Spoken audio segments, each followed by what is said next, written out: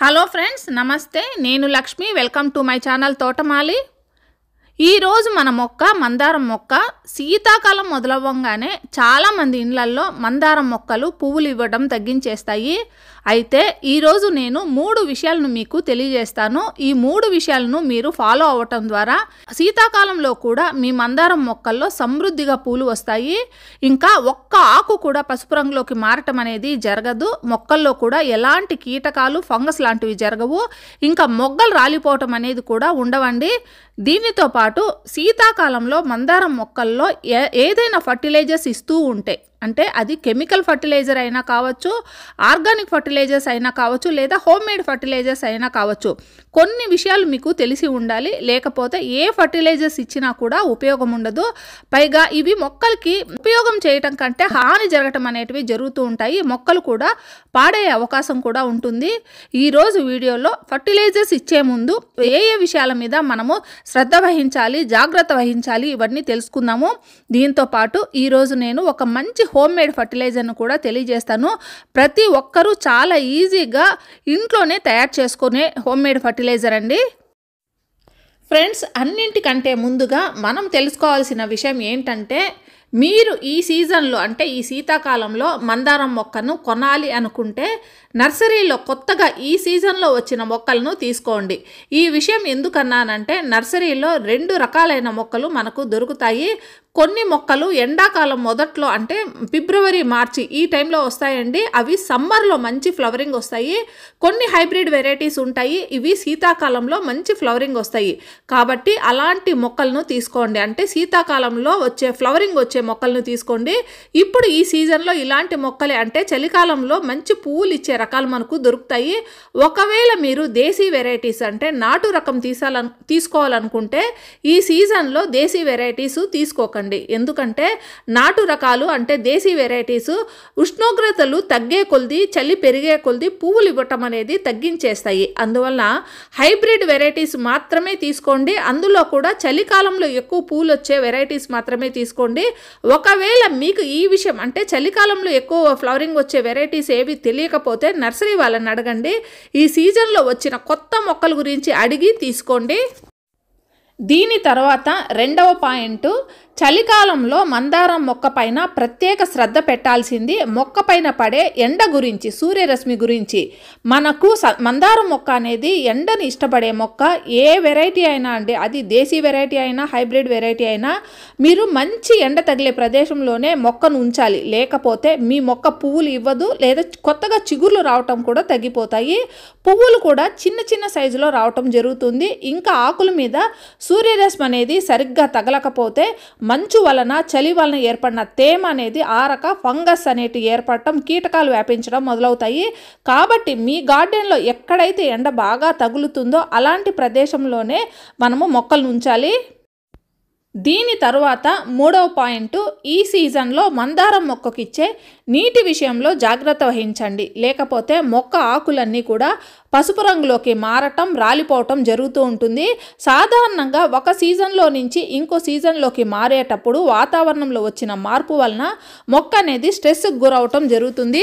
దాని వలన మందారం మొక్కల్లో అక్కడక్కడ మనము పసుపు రంగు ఆకులైతే చూడవచ్చు. అయితే ఈ సమస్య ఎక్కువగా ఉంటే మాత్రం, అంటే మొత్తం మొక్కలో ఉన్న ఆకులన్నీ కూడా ఎక్కువగా ఎల్లోయిష్గా అయిపోతే మాత్రం ఆ సమస్య నుంచి బయటకు రావడానికి మనము 2 రకాలైన పనులు అయితే చేయవలసి ఉంటుంది. మొక్కకి ఇచ్చే నీరు అనేది తక్కువ చేయాలి. అంటే ఒక రోజు మొక్కకు వాటర్ ఇచ్చామనుకోండి, ఆ నెక్స్ట్ డే గమనించండి మట్టిలో తేమ ఉందా లేదా అనేది. మొక్క బాగా అంటే మట్టి బాగా డ్రై అయిపోయింటే మాత్రమే వాటర్ ఇవ్వండి. లేకపోతే వాటర్ ఇవ్వకండి ఆ నెక్స్ట్ డే. ఆ తర్వాత రోజు కావాలంటే నీరు అవసరమైతే ఇవ్వండి. ఆ విధంగా చూసుకొని చెక్ చేసుకొని మాత్రమే మొక్కకు నీరు ఇవ్వాలి. ఇక మొక్కను కూడా బాగా ఎండ తగిలే ప్రదేశంలో ఉంచటం, ఈ 2 పనులు చేయటం ద్వారా ఈ సమస్య నుంచి బయట రావచ్చండి. ఫ్రెండ్స్, నేను ఇప్పుడు చెప్పిన 3 విషయాల మీద మీరు జాగ్రత్త వహించండి. ఇవి పట్టించుకోకుండా మీరు మీ మొక్కలకు ఎలాంటి ఎరువులు ఇచ్చినా మీరు మొక్క నుండి ఎలాంటి ప్రయోజనం పొందలేరు. ఇప్పుడు మనము ఒక హోమ్ మేడ్ ఫర్టిలైజర్ని ఏ విధంగా తయారు చేసుకోవాలో తెలుసుకుందాము. ఈ ఫర్టిలైజర్ని తయారు చేసుకోవటానికి అవసరమైన 4 వస్తువులు కూడా మన ఇంట్లోనే ఈజీగా దొరుకుతాయండి. అవేంటంటే 5 అరటి పండ్ల తొక్కలండి. అవి కూడా బాగా ఎండిపోయి నల్లగా అయిపోయిన అరటి తొక్కలు ఒక 5 తీసుకున్నాను. దానితో పాటు 5 ఉల్లిపాయ పైన ఉండే పొట్టు అండి, లోపల తేమగా ఉండే పొట్టు కాదు, పైన పొడిగా ఉండే పొట్టు. 5 ఉల్లిపాయ పొట్టు, 5 అరటి పండ్ల తొక్కలు. ఈ రెండింటిని కలిపి 1 లీటర్ వాటర్ పట్టే ఒక ప్లాస్టిక్ కంటైనర్లో వేసుకుంటున్నాను. మనకి 1 లీటర్ వాటర్ ఇందులో పట్టేటట్లు చూసుకుంటానండి. మనం తర్వాత డైల్యూట్ చేసుకునేటప్పుడు ఎంత వాటర్ కలపాలి అనేది చాలామందికి డౌట్స్ ఉన్నాయి. అందువల్ల ఈరోజు క్లియర్గా చూపిస్తాను. ఇవి రెండింటిని కలిపిన తర్వాత ఇంకో 2 వస్తువులను కూడా నేను యాడ్ చేస్తున్నాను. అందులో మొదటిది కాఫీ పౌడర్ అండి. మీ దగ్గర ఎలాంటి కాఫీ పౌడర్ ఉంటే అది వేసుకోండి. నేను వేస్తున్న ప్యాకెటే అవసరం లేదు. సో మనము దీనికి ఒక 2 రూపీస్ ప్యాకెట్ నేను యాడ్ చేస్తున్నాను. ఇందులో మహా అంటే ఒక హాఫ్ స్పూన్ మాత్రమే ఉంటుంది. సో 1 లీటర్ వాటర్కి ఒక హాఫ్ స్పూన్ లెక్కన, అంటే మన దగ్గర కంటైనర్స్ ఉన్నాయనుకోండి, కాఫీ పౌడర్ పెద్ద ప్యాకెట్స్ ఉన్నాయనుకోండి, హాఫ్ స్పూన్ తీసుకుంటే సరిపోతుంది. 2 రూపీస్ ప్యాకెట్స్ అయితే ఒకటైతే సరిపోతుంది. సో ఇవన్నీ తీసుకున్న తర్వాత ఇంకొక 4వ వస్తువుగా బెల్లం తీసుకున్నానండి. ఈ బెల్లం అనేది మనకు పొడిగా దొరుకుతుంది లేదా గడ్డగా దొరుకుతుంది కదా, ఏదైనా పర్వాలేదు. ఇంత మాత్రం తీసుకుంటే 1 లీటర్కి సరిపోతుంది. ఈ 4 వస్తువులు వేసిన తర్వాత ఇందులో 1 లీటర్ వాటర్ని యాడ్ చేస్తున్నాను. మనం వేసిన 4 వస్తువులు కూడా బాగా కలిసేటట్లు బాగా తిప్పండి. తిప్పేసిన తర్వాత మూత పెట్టేసి ఒక 24 గంటల పాటు, అంటే 1 రోజు పాటు లేదా 2 రోజుల పాటు 48 గంటల పాటు వీటిని ఒక పక్కకు పెట్టేసేయండి. మనకు ఎండ తగిలే ప్రదేశంలో ఉంచితే కూడా సరిపోతుందండి. లేదంటే మీ ఎండ తగలకపోతే మనకు నీరెండలో అయినా కూడా దీన్ని ఉంచేసేయండి. ఫ్రెండ్స్, నేనైతే 2 రోజుల పాటు ఉంచానండి. 48 అవర్స్ తర్వాత దీన్ని ఓపెన్ చేస్తున్నాను. ఉల్లిపాయ పొట్టు పైకి తేలింది చూశారు కదా. దీనికి కారణం లోపల ఫర్మెంటేషన్ జరిగి దానివల్ల కార్బన్ డైఆక్సైడ్ అనేది రిలీజ్ అవుతుంది. దీనివల్ల ఏదైతే మనం కలిపిన వస్తువులలో తేలికగా ఉంటుందో అది పైకి తేలి వస్తుందండి. ముందుగా వీటన్నింటినీ బాగా కలపండి. కలిపిన తర్వాత ఫిల్టర్ చేసుకోండి.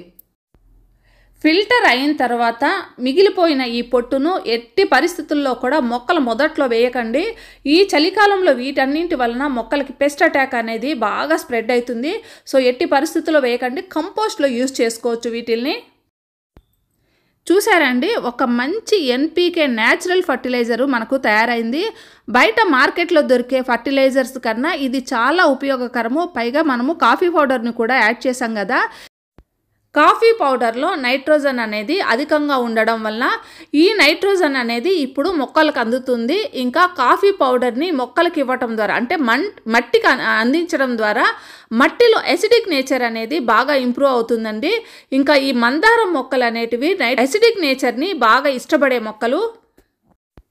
ఈ కంటైనర్లో ఇప్పుడు అధికంగా ఒక 2 లీటర్ల వాటర్ని యాడ్ చేశాను. ఆల్రెడీ మనము ఫర్టిలైజర్ తయారు చేసుకునేటప్పుడు 1 లీటర్ వాటర్ వేసి మనము ఫర్టిలైజర్ తయారు చేసుకున్నాం కదా. ఇంకా ఈ ఫర్టిలైజర్ని డైల్యూట్ చేసుకోవటానికి ఇంకో 2 లీటర్ల వాటర్ని యాడ్ చేశాను. ఇలా డైల్యూట్ చేసుకున్న తర్వాత మాత్రమే ఇంకా మొక్కలకి ఇవి ఇచ్చేసేయండి. అన్ని మందారం మొక్కలకి ఇవి ఇవ్వచ్చు. ఇంకా మనం ఏ మొక్కలకి ఇవ్వచ్చు అంటే అన్ని ఫ్లవరింగ్ ప్లాంట్స్కి కూడా ఇవి ఇవ్వచ్చండి.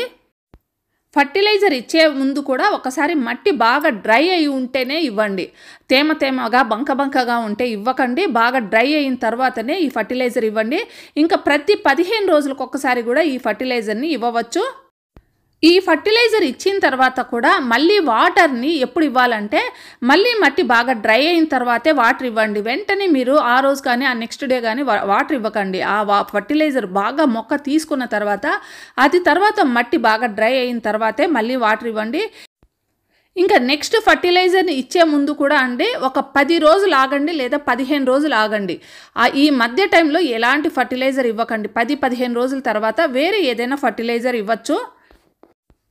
దీని తర్వాత 5వ పాయింట్, ఈ చలికాలంలో మన మందారం మొక్కల మీద చిగుర్ల మీద లేదా మొగ్గల మీద ఈ విధంగా తెల్లగా లేదా నల్లగా లేదా పసుపు కలర్లో కూడా మనకు కనిపిస్తూ ఉంటాయండి. వీటిని ఏ విధంగా కంట్రోల్ చేయాలో మనం ఈరోజు తెలుసుకుందాము. వీటిని ఈ శీతాకాలంలో వచ్చే వీటిని ఎఫిడ్స్ అని అంటారు. ఇవి బంకగా అతుక్కొని ఉండి లోపల ఉన్న అంటే ఆకుల్లో కానీ ఆ చిగుర్లలో కానీ లేదా మొగ్గల్లో ఉండే రసాన్నంతా కూడా పీల్చేసి ఆ మొగ్గలంతా కూడా రాలిపోయేటట్లు పసుపచ్చగా మారిపోయి రాలిపోయేటట్లు చేస్తాయండి. ఇంకా చిగుర్లన్నీ కూడా ముడుచుకుపోయేటట్లు అవుతాయి. సో వీటిని కంట్రోల్ చేయడానికి నేను సేవలాన్ తీసుకుంటున్నాను. సేవలాన్ కానీ లేదంటే ఇళ్ళల్లో డెటాల్ కూడా ఉంటుంది కదా, ప్రతి ఒక్కరి ఇళ్ళల్లో ఇవి ఉంటాయండి. డెటాల్ అయితే చాలామంది ఇళ్ళల్లో ఉంటుంది. నేను సేవలాన్ వాడతాను కాబట్టి ఇది తీసుకుంటాను. ఇది ఎంతవరకు మనము వాడాలంటే ఇది బాగా మంచి పవర్ఫుల్ అండి. అందువల్ల మనము ఎక్కువ తీసుకోకూడదు. 1 లీటర్కి పావు స్పూన్ అంటే 1/4 స్పూన్ లెక్క తీసుకోవాలి. నేను 2 లీటర్స్ క్యాన్ తీసుకున్నాను. సో హాఫ్ స్పూన్ నేను వాడుతున్నాను. ఇది ఇంతకు మించి ఎక్కువ తీసుకోకూడదండి. ఇది బాగా కలిసిన తర్వాత ఈవినింగ్ టైమ్స్లో మాత్రమే మీరు మొక్కలకు స్ప్రే చేయండి. ఇంకా పొద్దున్న బాగా ఎండ ఉండేటప్పుడు వీటిని స్ప్రే చేయకండి. ఇవి స్ప్రే చేయటం వల్ల మొక్కలకు ఎలాంటి డ్యామేజ్ హాని జరగదు. కాకపోతే ఈ పెస్ట్ అనేది బాగా కంట్రోల్ అయిపోతుంది. ఈ పెస్టిసైడ్ను స్ప్రే చేసేటప్పుడు 2 విషయాల మీద మీరు శ్రద్ధ వహించండి. ఎట్టి పరిస్థితుల్లో కూడా దీన్ని తీసుకునేటప్పుడు క్వాంటిటీని పెంచకండి. అంటే 1 లీటర్కి పావు స్పూను మాత్రమే యూజ్ చేయండి.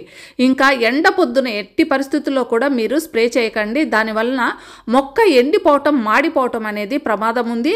సో ఈ 2 జాగ్రత్తలు తీసుకున్న తర్వాత ఫస్ట్ 1 మొక్క మీద మీరు స్ప్రే చేయండి. రిజల్ట్ చూసి రిజల్ట్ బాగుంది అన్న తర్వాత మాత్రమే మిగతా అన్ని మొక్కలకి ఆ నెక్స్ట్ డే కావాలంటే స్ప్రే చేయొచ్చు. 2-3 రోజులు కూడా ఇది స్టాక్ ఉంటుందండి. దీని పాడే వస్తువు కాదు.